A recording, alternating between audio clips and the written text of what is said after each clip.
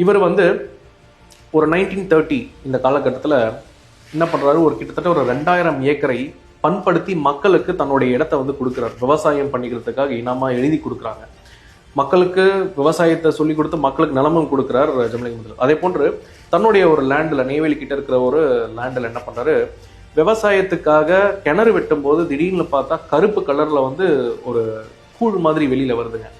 என்னடா இது கருப்பு கலரில் வருதே அப்படின்னு சொல்லி ஒன்றும் புரியாமல், இது வந்து விவசாயத்துக்கு தண்ணி இல்லாமல் எப்படி நம்ம விவசாயம் பண்ண முடியும்னு பிறகு பிரிட்டிஷ் அரசாங்கத்துக்கு சொல்கிறாரு.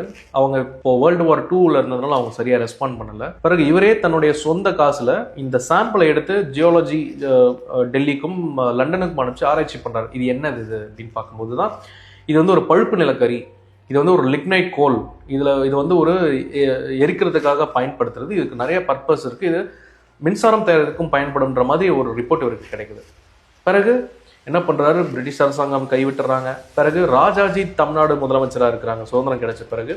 அவர்கிட்ட போயிட்டு இதை பற்றி சொல்லும்போது அவரும் இதை பெருசாக கண்டுக்கல. இருந்தாலும் ஜம்புலிங்க முதலியார் அவர்களுக்கு வந்து இதை ஏதாவது பண்ணணும், இங்கே கிராமங்கள்லாம் மின்சாரம் இல்லாமல் மக்கள் எல்லாம் பாம்பு கடியில் செத்து போகிறாங்க, புயல் மழை வெள்ளத்தில் ரொம்ப கஷ்டப்படுறாங்க, ஒரு பாதுகாப்பு இல்லாத சூழ்நிலை இருக்கிறதுனால என்ன பண்ணுறாங்க, திரும்பவும் இன்னும் ஒரு 2-3 வருஷம் கழிச்சு காமராஜர் கிட்ட சொல்லி, காமராஜர் மூலயமாக ஜவஹர்லால் நேருவே போய் நேரில் போய் பார்த்து, இந்த மாதிரிங்க இது வந்து லிக்னைட் கோல், இதை வச்சு எலக்ட்ரிசிட்டி ஜென்ரேட் பண்ணலான்னு நான் நிறைய இன்ஜினியர்ஸ் கிட்ட பேசியிருக்கிறேன், நான் ரிசர்ச்சும் பண்ணி லண்டன்ல இருந்தும் நிறைய இன்ஜினியர்ஸ் அவங்களாம் சொல்லியிருக்காங்க, ஜியாலஜிஸ்ட் சொன்னதுக்கு அப்புறம் இதுக்கு எவ்வளோ செலவாகும் அப்படின்னு ஜவஹர்லால் கேட்கும்போது ஒரு 150 கோடி செலவாகுங்க அப்படின்னு சொல்லும்போது, 150 கோடின்றது வந்து தமிழ்நாடுனுடைய ஒரு ஆனுவல் பட்ஜெட், ஒரு வருஷத்தினுடைய செலவே தமிழ்நாட்டுக்கு 150 கோடி ஆகுது, அது எப்படி நம்ம ஒரு சின்ன ஒரு ப்ராஜெக்ட் கொடுக்க முடியும்னு சொல்லி மறுக்கிறாங்க. பிறகு எனக்கு காசெல்லாம் எதுவுமே வேண்டாம், இந்த ஒரு 650 ஏக்கர்ஸை நான் கவர்மெண்ட்டுக்கு இனாமாக தரேன், நீங்களே எடுத்துக்கோங்க, எனக்கு எந்த பைசாவுமே வேண்டாம், நீங்கள் இதில் கவர்மெண்ட்டே ஸ்பெண்ட் பண்ணி நீங்கள் ஒரு எலக்ட்ரிசிட்டி ஜென்ரேட் பண்ணுங்கன்னு இவர்